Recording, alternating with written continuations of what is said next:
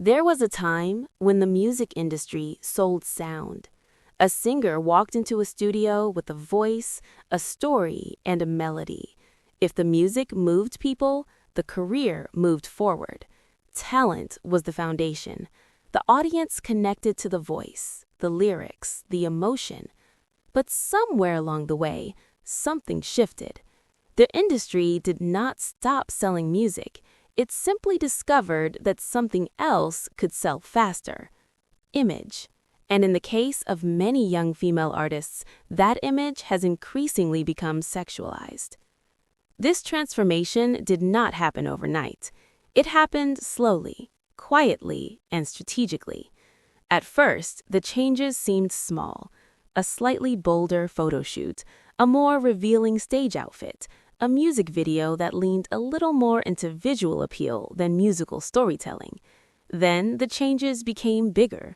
Before long, many artists who entered the industry with a love for music found themselves in a completely different environment, one where image often mattered more than the sound coming out of the speakers. Young artists enter with passion. Most young artists do not enter music thinking about branding strategies or marketing psychology. They enter because they love music. Many started singing in church choirs, school talent shows, or small community performances. They wrote songs in their bedrooms. They practiced guitar until their fingers hurt. They dreamed about standing on a stage, sharing something real with an audience. For many of these young women, music is personal. It is expression. It is storytelling. It is identity. When they finally get discovered by a label or management team, it feels like the dream has come true. But that dream often comes with a system that has its own priorities. And those priorities are not always about music. Image begins to take control. Once an artist signs with a label, the environment changes. Suddenly, there are marketing meetings, branding discussions, image consultations, social media strategies, public relations planning. And somewhere in those conversations, a subtle shift often happens. Someone suggests a new photo shoot concept. Someone recommends a stylist who knows how to create a stronger visual identity. Someone proposes a music video concept that will get attention online. At first, the suggestions might sound harmless. They are presented as part of building a successful career. But the direction often moves in one specific direction: more skin, more sexual appeal, more visual shock value. Because the industry knows something very well: attention sells, and sexualized imagery grabs attention faster than almost anything else. When image becomes more important than talent, this is where one of the biggest problems begins. In many cases, the industry starts prioritizing appearance over artistry. A singer with an incredible voice may suddenly be told that her success depends on how she looks in a music video.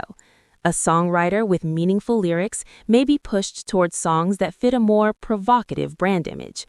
The message becomes clear, even if it is not said directly. Talent is important, but image is more important. And once that message enters the system, it changes the entire creative process. Songs are no longer built only around musical inspiration.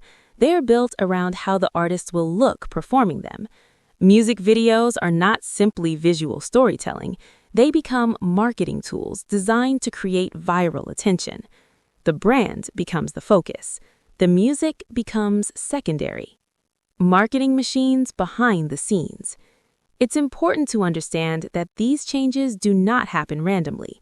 They are often part of carefully designed marketing strategies. Record labels operate like large corporations. Their goal is profit, and profit in the music industry often depends on visibility. Marketing teams analyze trends. They study what captures attention on social media. They examine which artists generate the most clicks, shares, and views. And over time, one pattern has become very clear. Sexualized imagery spreads faster. It creates headlines. It generates controversy. It fuels online discussion. In a digital environment where attention equals money, this kind of imagery becomes extremely valuable to marketing departments. So, artists are gradually shaped into brands that fit this formula. Stylists design the look, directors design the videos, PR teams craft the narrative. And sometimes, the artist who originally walked in with a guitar and a notebook begins to disappear behind the brand that has been created around her. The message sent to young fans. This transformation does not just affect the artists themselves, it also affects the millions of young fans watching from the outside.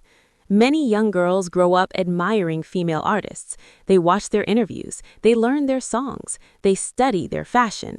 These artists often become role models, whether intentionally or not.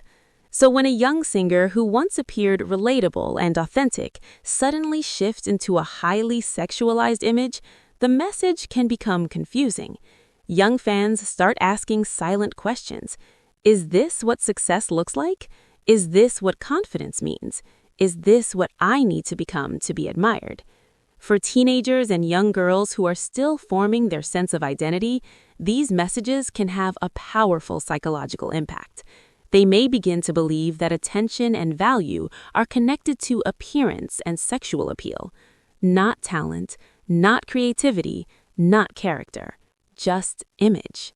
The narrative of empowerment. One of the most interesting aspects of this transformation is the way it is often explained to the public. When artists adopt more sexualized branding, the change is frequently framed as empowerment. The narrative goes something like this. The artist is taking control of her image. She is expressing confidence. She is reclaiming power over how she presents herself. And in some cases, artists genuinely feel that way. Some may truly see their choices as expressions of personal freedom. But there's another layer that often goes unexamined. The commercial pressure behind those choices. When an entire marketing system is built around the idea that sexual imagery increases sales, streams, and views, it becomes difficult to separate personal empowerment from industry incentives. Sometimes, what appears to be empowerment may actually be a carefully managed business strategy designed to maximize profit. The human cost behind the spotlight. Behind the glamorous performances and polished music videos, many artists face intense pressure. They are expected to maintain a certain image at all times. They are expected to stay relevant in an industry that constantly demands something more shocking, more viral, more visually provocative. And this pressure can take a toll. Some artists begin to feel disconnected from the person they originally were. The brand becomes larger than their identity. The public persona becomes a costume they must wear every day. Mental health struggles are not uncommon in the entertainment world. Anxiety, burnout, and identity conflicts often develop when the gap between the public image and the private self becomes too wide. Fame can amplify success, but it can also magnify pressure. Artists who push back. Despite the powerful forces within the industry, not every artist follows the same path. Some choose to resist the pressure to conform to highly sexualized branding. They focus on songwriting. They focus on musicianship.